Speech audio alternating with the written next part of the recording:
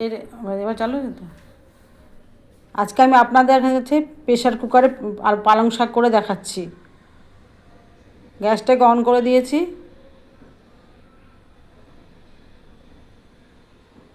সাধারণত কেউ প্রেশার কুকারে শাক করে না, আমি করলাম, করে দেখালাম। দেখুন, খেতে খারাপ হয় না, ভালোই হয়, টাইমটাও বাঁচে, ফটাফট হয়ে যায়।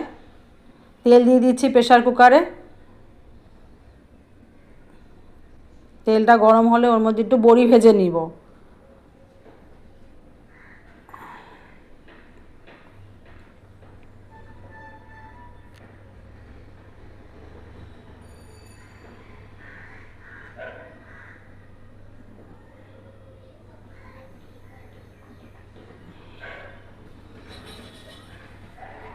একটু পাঁচফোড়ন নিয়ে নিয়েছি, পাঁচফোড়নের মধ্যে দিয়ে দেবো। একটু পাঁচফোড়ন দিয়ে দিলাম। সাইড দিয়ে বড়িগুলোকে একটু তুলে নিলাম। এবার ওর মধ্যে কাঁচা লঙ্কা দিয়ে দিচ্ছি। হ্যাঁ, এবার আলু আর শিম ওর মধ্যে দিয়ে দেবো তেলটার মধ্যে। এবার একটু নাড়িয়ে চাড়িয়ে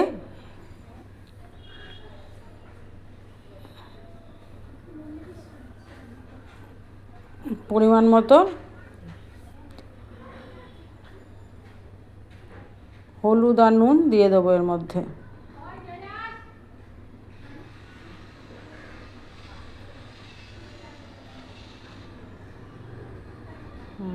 এবার একটু নাড়িয়ে চাড়িয়ে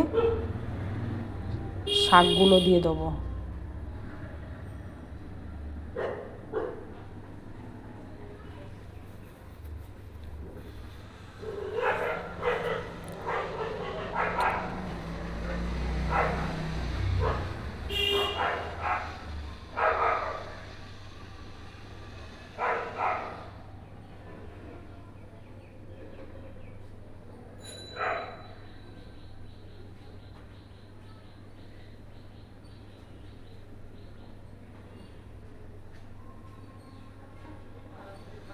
আমার ঘরে মিষ্টির রস রাখা ছিল, তাই সেটা আমি শাকের মধ্যে ঢেলে দিলাম। আপনারা কিন্তু দেবেন না, আপনারা চিনি দেবেন। মিষ্টির রস দেওয়াতে একটু জল বেরিয়ে যাবে, তো ওটা দেওয়াটা ঠিক না।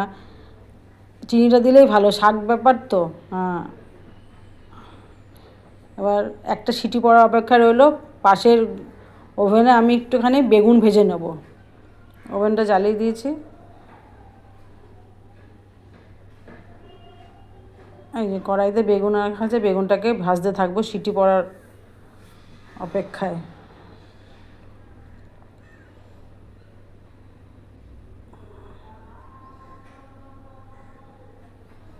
ততক্ষণ ভাজা বড়িটা একটুখানি গুঁড়ো করে নেব।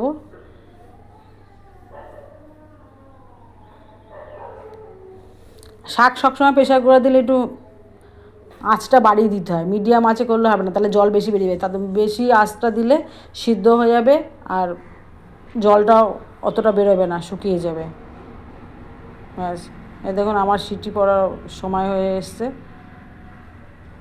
সিটি পড়ে গেল, আমি ওভেনটা বন্ধ করে দেবো। ওদিকে বেগুনটা ভাজা হচ্ছে।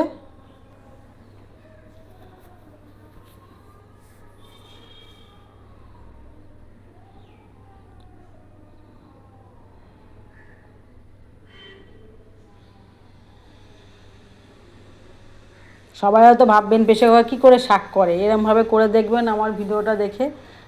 তাড়াতাড়ি হয়ে যায়, ভালোও লাগে খেতে। একদিন করে দেখবেন, তারপরে ভাববেন যে না, ঠিকই বলেছেন উনি।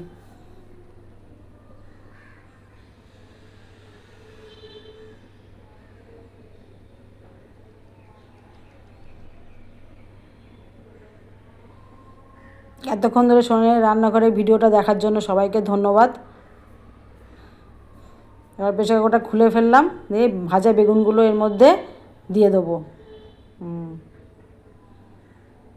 বেগুনটা ভেজে না দিলে না শাকের টেস্ট আছে না। আমি সবসময় বেগুন ভেজেই দিই। একবারে বেগুন দিলে বেগুন ঘেটে পাক হয়ে যায়, ওই জন্য বেগুনটা ভেজে দেবেন, শাকের টেস্টই আলাদা হবে।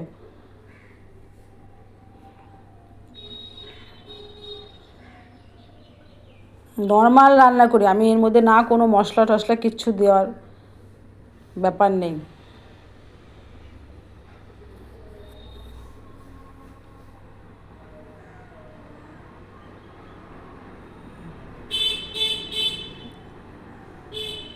ভাজা বড়িটা ওর মধ্যে এবার ঢেলে দেবো।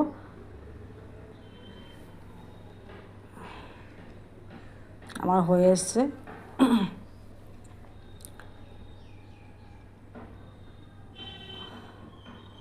বড়ি শাকের মধ্যে না একটুখানি ভেজে গুঁড়ো করে দিলে ভালোই লাগে সেটা খেতে, আগে দিলে ওরকম না। হ্যাঁ, এবার এই যে গুঁড়ো ভাজা বড়িটা একটু ভেঙে ওর মধ্যে দিয়ে দিয়েছি।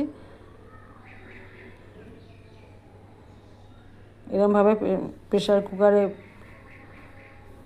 আরও সব কিছু করে দেখাবো আস্তে আস্তে। প্রেশার কুকারে এবার শাক করে দেখবেন, দেখবেন কেমন লাগে।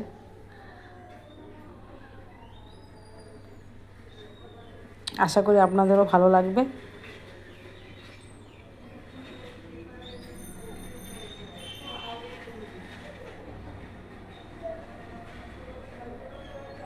আমার শাকটা হয়ে গেছে, এবার ওভেন অফ করে দিলাম।